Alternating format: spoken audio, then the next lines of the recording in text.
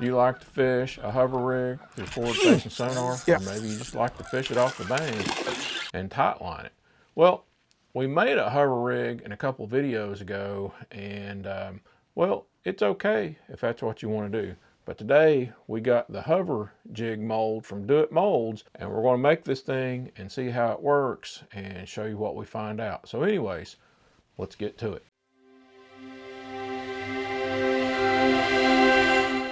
So before we get started with this thing and looking it over and everything, when you first open your mold up, you're going to find one of these right here. It's an instruction book. Now, even if you've done this for a while, you might want to pick this thing up and just look through it, because back here in the back of it, there's this section on troubleshooting. And if you're having issues with incomplete pores or wrinkles or whatever, this little deal right here might have the answers for you. So take a look at that and see if that helps you out. So I think this mold here is going to be fairly easy to work with. It's not too complicated. It doesn't have any inserts. All you got to do is you got to put the hook in it. For hooks, I got the Victory 10, 111 sizes, and I got 1/0, 2/0, and 3/0. And if you look at these, there's a pretty good little size difference between the 1/0, 2/0, and the 3/0. But that's what the mold called for. It's built around those hooks. So I just thought I'd start out with those and see how it works. And then if we want to move to a different hook, we'll modify the mold to get that to work. So when you look at the mold,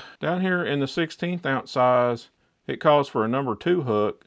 And then all the way up here to the 1/4 ounce size, you can put a 4/0 hook in it. So I went with the 1/0 hook because I think that number 2 is a little small, and I think I'd rather have this 1/0 hook. But I don't know, we might get the number 4s at one point and try them out. So this 1/0 hook will fit all of the cavities except for the 1/4 ounce. So there's the 16th,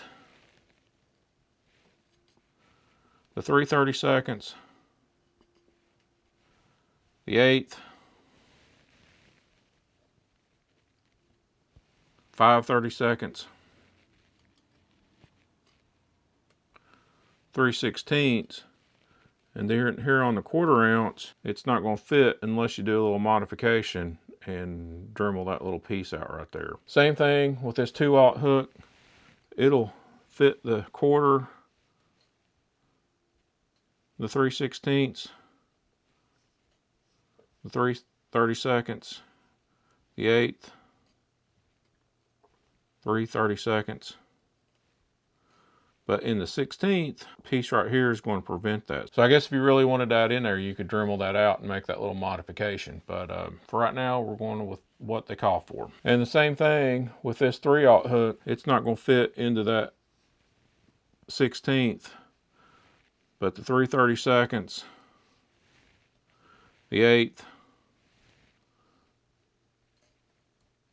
the 5/32, the 3/16, and the 1/4. So with the 1/0, 2/0, and 3/0 hook, you've got some variation in size and just about all the cavities there that you could want. So, you know, try them out, see what you think. So let's take our mold, let's take it down to the garage, get it heated up, and let's pour a few of these. So really today, I'm really only going to pour like the 16th and maybe up to the 1/8. And we'll pour a couple of sizes, maybe up to the 3/0 hook in the 1/8 ounce, and see how that works. And then we're going to come back up to the office here and then we'll talk about it. Well, I think we got the pot ready. It's melted. We've got our mold. We've had it sitting on top of the pot, so it's a little warm, but we're still going to heat this thing up. All right, we've got it. So we're just going to start by pouring the cavities.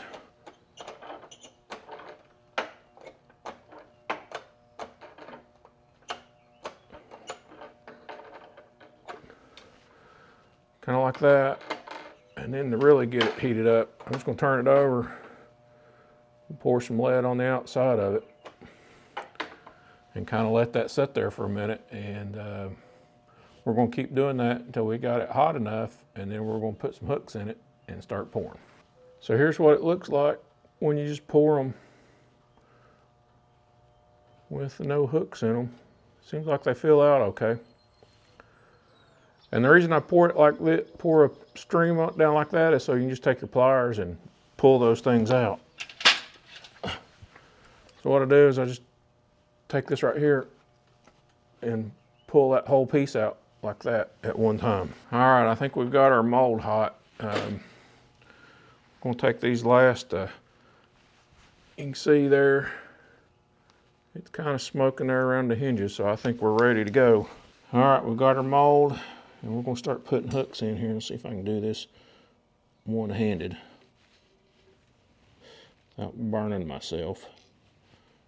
But we're gonna do the 16th, the 3/32, and the 8th. And then sometimes it helps to have a little bamboo skewer like this just to kind of move your hooks around if they don't fall quite in place like that. And then we're just going to close this thing up. And it made a good snap. All right, let's see how this thing pours.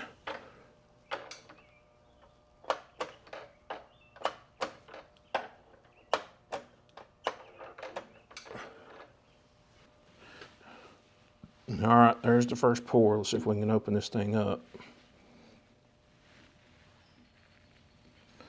And there they are. Shoo, it's hot. So there they are. There's the first pours out of it. Look like they did all right. This one may not have poured right there exactly right. The 8th did pretty good. Let's pour them things out of there. All right, here they are. They're still hot. Let's see what they look like here. And it doesn't look like that 16th ounce. It doesn't look like that 16th ounce right there. It didn't pour right.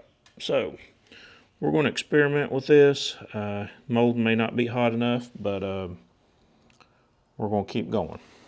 All right, here we go. We had to make a little modification here. See if we can open this thing up now. All right, to get these things to pour right, I think they did. Let's check these out. The ones I just did poured all right. Hold on, let me get these things out. So here they are. And all these ended up pouring good.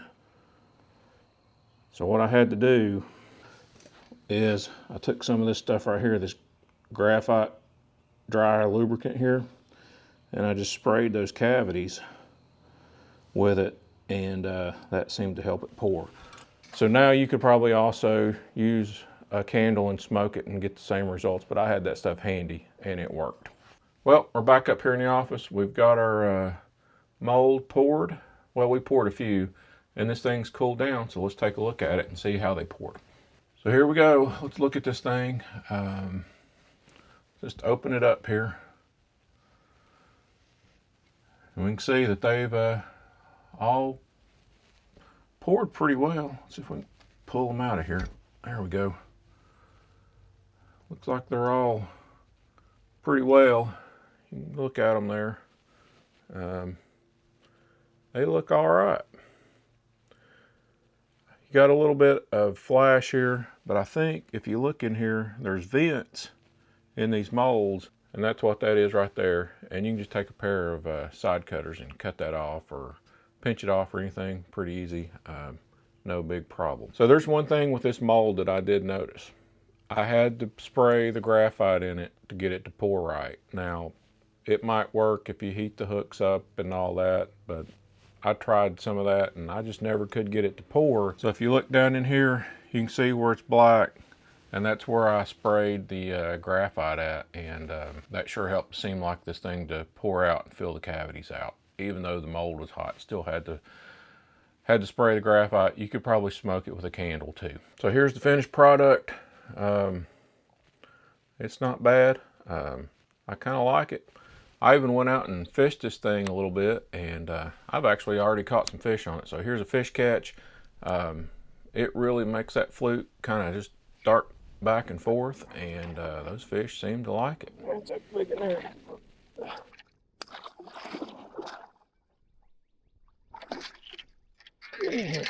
So let's talk about how to rig this thing on a fluke. So when you rig this thing, you're gonna have it laying in there kind of like this right here.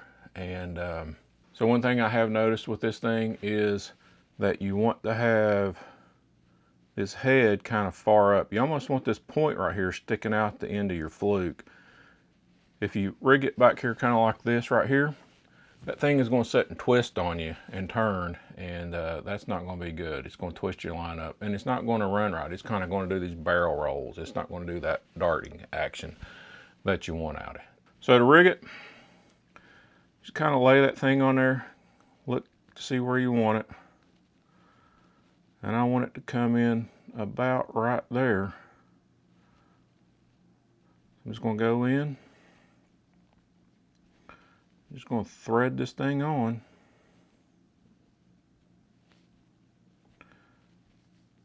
And you want to try to get it as straight as you can through there. Just stick that thing up in there. Like that right there. And then what you want to do is you want to take this head and kind of pull it over and stick it up in there like that right there. And then you've got a nicely rigged, hover rigged fluke. And it's straight, and that thing's going to do this real nice darting action. Now you could rig other things on it. You could rig a Senko or a dinger, or I've seen all kinds of people rigging different things on it. But that's basically how you want that thing to look. Right there, like that, right there. So one other thing I've noticed with rigging and fishing the fluke, and this is the 16th ounce with the 1/0 Victory hook in it, and that seems about right. So I don't think a bigger hook in it. So if you try to use like the 1/8 or the 1/4 or something like that in it, and use much more than a 1/0 hook in it, it's probably, the hook's probably going to overpower the bait. So just keep that in mind.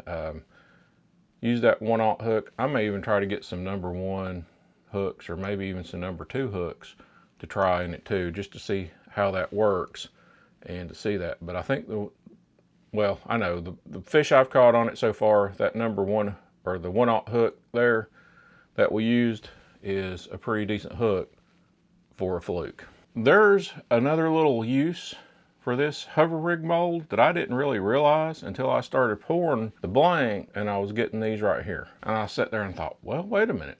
That looks a lot like a nail weight. So I cut the thing off, and lo and behold, I think that right there is going to be a really good nail weight. And so if you take your, your wacky rig worm and you want to turn it into a Neko, you could just take this little piece right here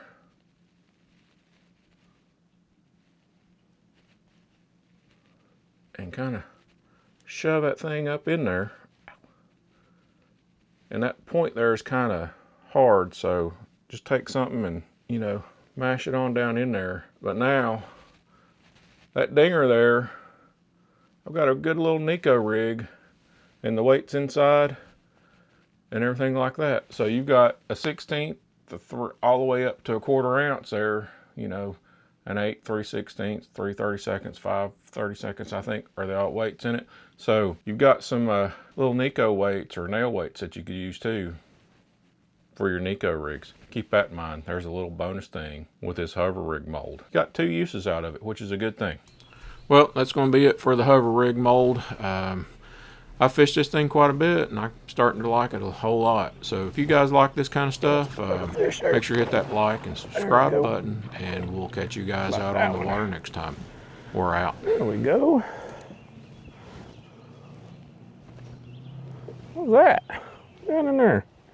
The old fluke down in there. Hover rig.